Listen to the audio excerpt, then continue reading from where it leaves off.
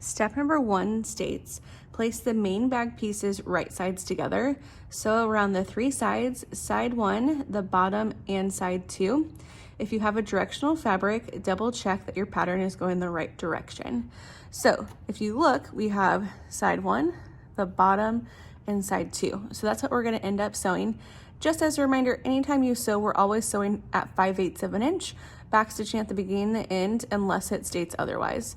So that's what we're going to do today. We're going to do step number 1 and step number 2 because step number 2 says repeat step 1 with the lining pieces. So what we're going to do is I have my 2 outer pieces here and here. They do have interfacing on the back. So I need to flip this because we want our pieces to be right sides together. So if we look, we have our pretty sides together. You guys should be pretty well aware of that at this point. Like I said, we're going to sew down side 1, across the bottom, and up side 2, pivoting at our corners, backstitching at the beginning and the end.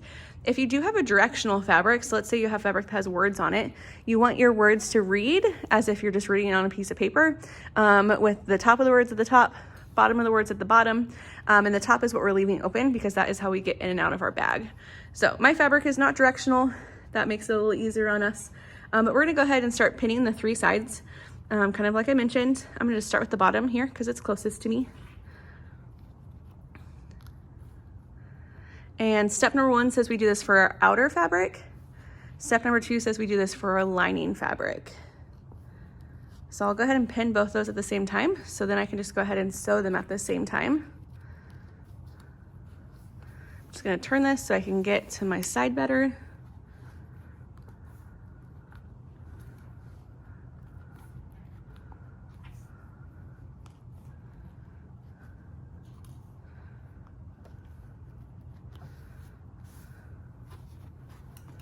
And then my other side.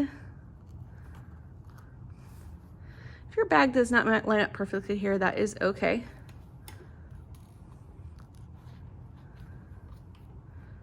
All right, so here's our outer fabric. What I have pinned, side 1, the bottom, and side 2. So we are gonna go ahead and sew this, and then like I said, we will repeat this with our lining fabric. So let me pull my sewing machine closer.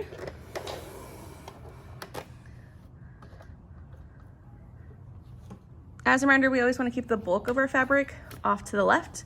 So my bulk's going to go this way. I'm going to line it up with my 5/8 7-inch marking, lower my presser foot, and I'm going to be ready to begin. We are going to backstitch.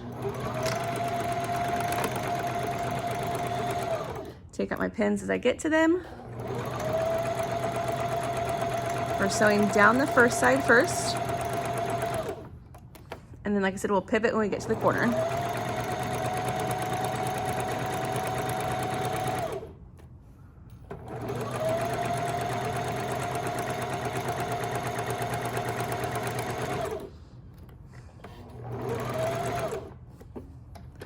My needle is down in my fabric. If for some reason it's not down in my fabric, make sure you turn it. I need to go about 1 more stitch to get it at that 5/8 7-inch marking. Lift and turn, keep going.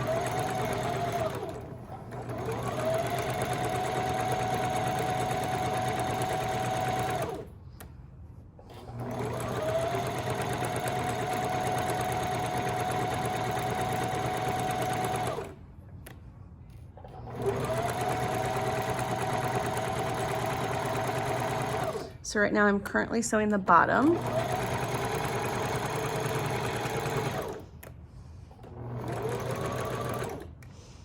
Put our needle down our fabric, let's turn it.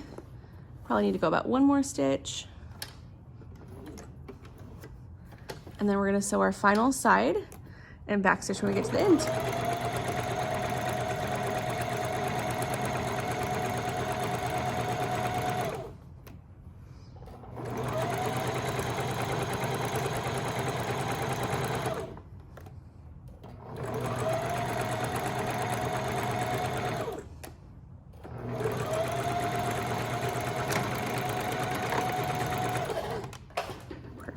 Lift my, turn my hand wheel, lift my presser foot, and trim my threads. So if I did this correctly, which I know I did, we have our 3 sides sewn and our top is currently open. Okay, we are gonna repeat these exact same steps with our lining fabric. So this green fabric is my lining. Your lining does not have interfacing on it. So there's no strength and stability. It's just on the inside. And we're gonna put them, once again, right sides together.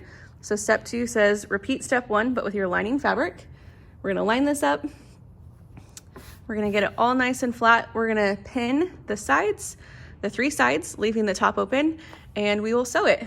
For time's sake, I will not show that on the video, but you can go ahead and repeat those exact same steps again.